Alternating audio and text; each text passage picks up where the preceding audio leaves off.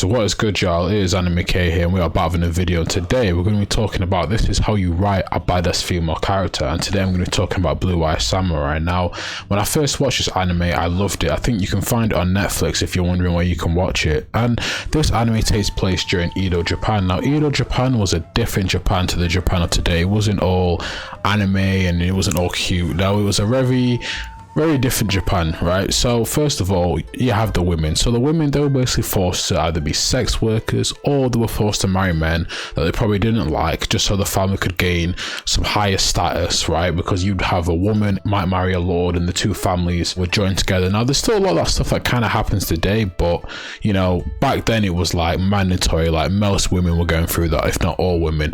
And that's where this anime takes place. And Edo, Japan was between 1603 to 1868, and we have the main character Mizu, who was half Japanese, half white girl. Now, if you know, back then, this was just bad in general. You could not be half Japanese because you were seen as a devil, you were seen as impure, and that's what Mizu had to put up with constantly. So during Edo, Japan, basically, if you weren't full Japanese, you weren't allowed to be in Japan. This is where Japan cut off all ties from Europe and the West and basically decided they're not trading with anyone, and they basically closed Japan down.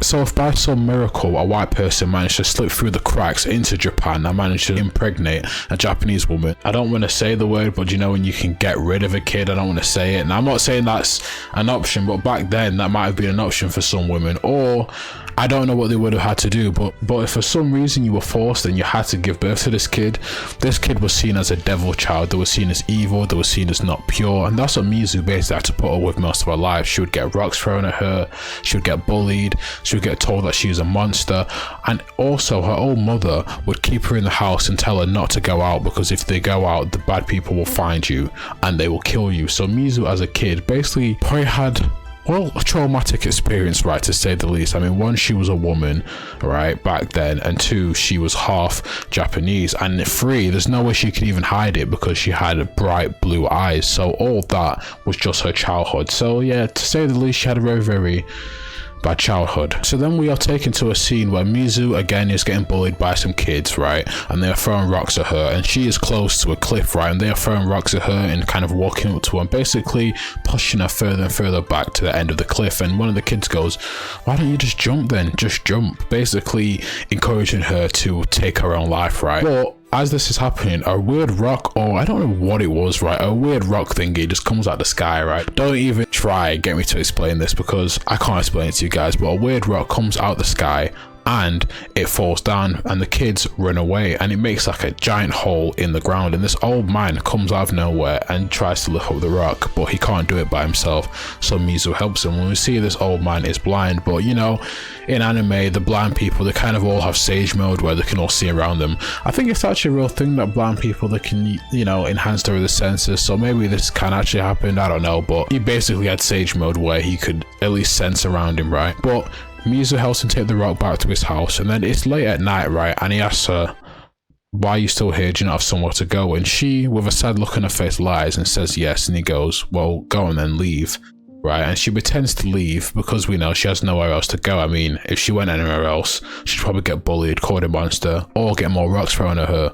So she pretends to leave and she stays in the old man's house. And then we get taken to the next day where she is woken up by the sound of metal clashing, and we find out that this guy is a sword master now, or a forge master, sorry, I don't know what really to call them, right? But these forge masters were essential back in Edo, Japan, because this were the times of the samurai, and forge masters, if samurai were the number one most important thing, the forge masters were definitely number two, because they basically had to make you a sword, and how strong that sword was could be the potential between life or death. Like if you didn't have a strong sword and your sword broke, you would essentially die. So these forge masters were very important. You know, you see them in animes like Demon Slayer, or I think in Villain Saga as well. But we find out this guy is a forge master, and when she is woken up by the sound of metal, obviously he knows that she's there. I think he might have known she was there the whole time, to be fair, because he seems like a guy who he can sense around him, like he knows what's around him, and he essentially lets her stay, which in a very cute moment lets her stay, and I like that moment. Now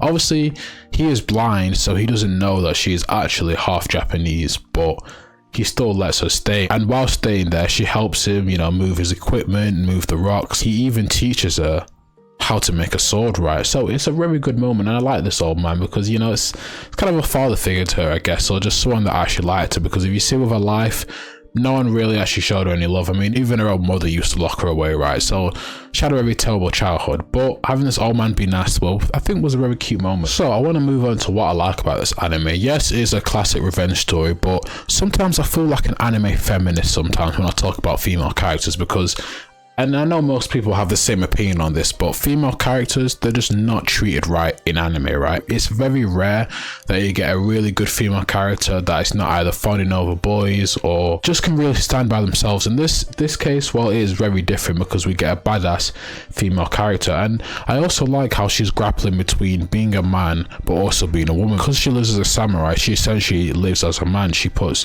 bandages around her breast so people don't realize she's a woman, and she essentially lives like a man, right? But I think what I like about this is because she's constantly grappling with wanting to be loved like a woman but also wanting revenge, so she has to live as a man. And we get a flashback where she kind of forgets about her revenge for a bit, which is a very different turn that you see in most animes where it's just constantly revenge. But and she gets married to a guy and she lives a pretty happy life for a couple of years. You know, she's married to this guy, you know, he doesn't force her to do anything with him. He basically just wants to marry just to have a wife, and he seems like a nice guy, right? But one day they have a little duel, right? They have a little sword fight, right? And they're practicing and she beats him at first because she's not really trying, but then she tries and defeats him. And I guess this hurts his little man ego because he basically goes, "Oh, you are a monster, aren't you?" and walks off, right? Which I was kind of laughing because I was like, come on, man. I guess in them times male pride was at its all-time high, and you know, getting beaten by a woman in a sword fight, I can't lie, maybe I'd be a bit angry as well, so I can't blame him. But he gets beaten in a sword fight by her, right? And then after that, these men come, authorities come, and basically say they're going to kill her because obviously, you know, half white, half Japanese monster, you know, the recurring theme in this anime, which I'm not saying that like I have a problem with it, I'm just saying that's a recurring thing that you'll see within this anime, is she just treated like a monster. Her mother is there. I don't want to get into why her mother is there because I want you guys to watch the anime. I don't want to spoil too much, but her mother is there, right?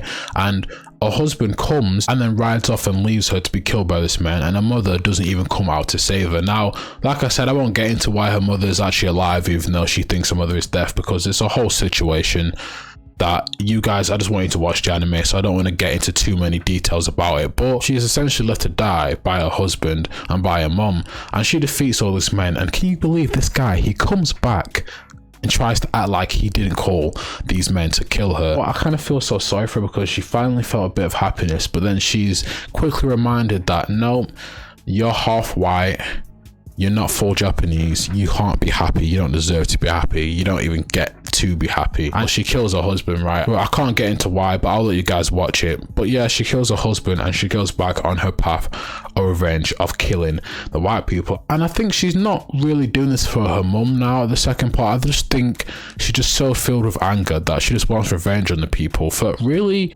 even giving birth to her, right? Because you kind of see that she's kind of angry at them for even giving birth to her in the first place. Like, one, obviously they R-worded her mum, so that's the only reason why she's there. And two, I mean, for her whole life she's probably just felt like a burden, one, to her mum, and two, she just probably felt like she just doesn't exist, or she just shouldn't exist, and that's how she's been made to feel. Now, to kind of wrap up the video, right, I want to talk about just in general what I like about this anime. And I think I like how I'm very into them historic animes where we get to learn about a different period, you know, animes like Villain Saga, animes like Demon Slayer, where you get to learn about a different period of not just Japan, but I guess any place really. And I think what I like is how it depicts how women, they're only forced, like I said at the start of the video, they're forced to do sex work or to get married. And we see Mizu go into this brothel and you get to see how women had to live, and basically they had to have sex with men that they didn't like or didn't love, right? And would have to do this for money, because if they didn't do this, right, there was no other way to survive. Forget about clothes and stuff like that, you'd basically not be able to have no food. And you know, I like how it really depicts how women had to live back then, not just Mizu but other characters as well at the brothel. Another thing that I like about this anime as well is the fight scenes, because look, don't get me wrong, right, I love animes like Demon Slayer, like JJK with the high level animations, but I'd be lying to you if I wasn't a sucker just for a classic fist fight or or a classic sword fight where the animations are not too crazy but are perfectly done, where you just get to see the different angles and the different sword players and the different sword fighters. I think I love that personally. For me, I don't get me wrong, I love the higher animes, but I think sometimes I like to just watch an anime where there's no powers, you know, no special abilities, it's just straight up sword to sword combat. And this anime, if you like animes, again, I'll bring up Vinland Saga again. If you like animes like Vinland Saga or Demon Slayer, where it's just straight up, well, Demon Slayer technically does have powers but doesn't have powers, you know, because the author said that the actual powers that you see is just, you know what I mean, it's not actually there, but you get what I'm saying, right? But I like animes like that where it's just straight up sword to sword combat. You know what, this anime gave us a lot of great fights. But look guys, to end the video here, I would definitely say, guys, watch Blue Eye Samurai on Netflix because it is a very good anime. If you like a badass female character as well, I would definitely say check it out. So if you guys are just basically into historic animes with great fight scenes, right, then I would say definitely check it out, because you get a great insight to how women had to live back then, and you also get a great insight just to how Japan was back in the day, and also you get a really good revenge story. And it's not done yet as well, because by the way season 1 ended, there's going to be a season 2. So look, how are you guys? I would hop in this anime now. I really enjoyed it and I think you guys will as well. But look guys, comment down below if you do watch this anime, comment down below if you enjoy it. And look, this has been Anime K. Thank you for watching, listening, or however you choose to indulge in my content, and peace. I am out.